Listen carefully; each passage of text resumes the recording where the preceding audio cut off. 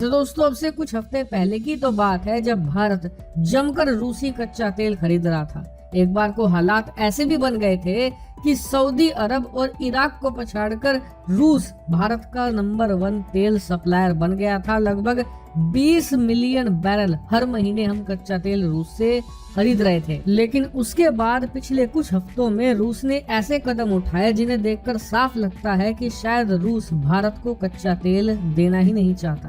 क्योंकि सबसे पहले रूस ने किया ये कि भारत के साथ पेमेंट टर्म को लेकर अनबन शुरू हो गई। रूस पहले हमें कच्चा तेल देता था, उसके बदले में भारतीय रुपया लेता था और रूपी रूबल ट्रेड के तहत हम सेटलमेंट कर रहे थे पेमेंट का, जो सब कुछ सही चल रहा था। लेकिन फिर रूस ने इसे नकारना शुरू कर दिया, कहा कि हम कच्चा तेल भारतीय रुपए के बदले नहीं लेंगे।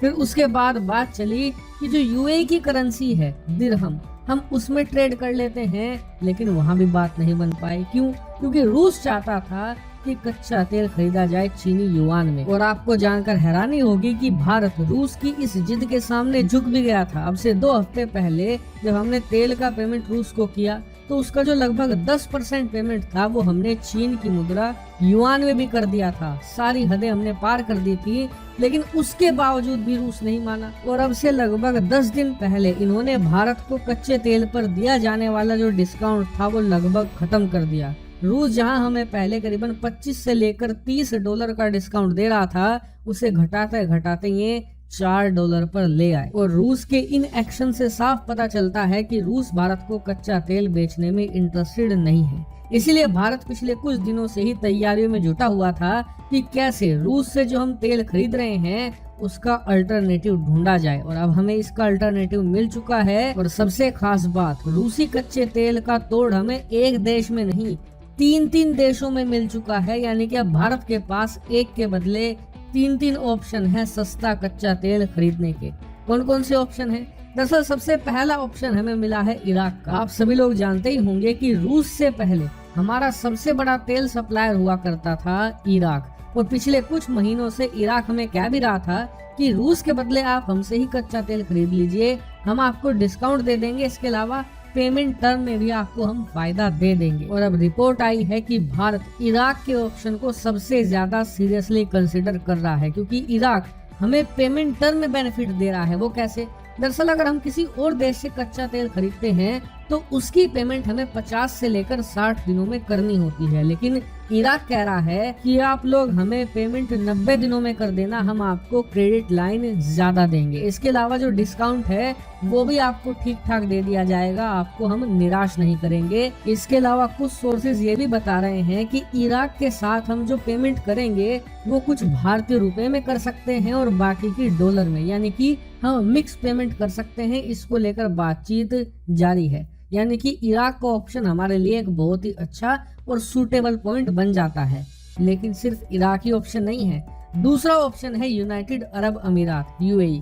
आप जानते हैं कि हाल ही में पीएम मोदी यूएई का दौरा करके वापस आए हैं और इस दौरे के दौरान भारत और यूएई ने ऑफिशियली एक एग्रीमेंट साइन कर लिया है, जिसके तहत दोनों देशों के बीच जो व्यापार होगा वो अमेरिकी डॉलर की बजाय यूएई की करेंसी दिरहाम और भारतीय रुपए में होगा। यानी कि लोकल करेंसी में हम ट्रेड करा करेंगे। और इसी का फायदा भारत अब कच्चे तेल में भी उठाना चाहता है, क्योंकि यूएई के पास भी अच्छे खासे भंडार हैं कच्चे तेल के, और इसीलिए भारत यूएई से भी कच्चा तेल लेना शुरू कर सकता है। लेकिन इसके अलावा एक तीसरा ऑप्शन भी भारत के पास है, जहां से हमें सबसे ज्यादा डिस्काउंट मिल सकता है। ऑलमोस्ट रूस के लेवल का डिस्काउंट वो देश हमें दे सकता है।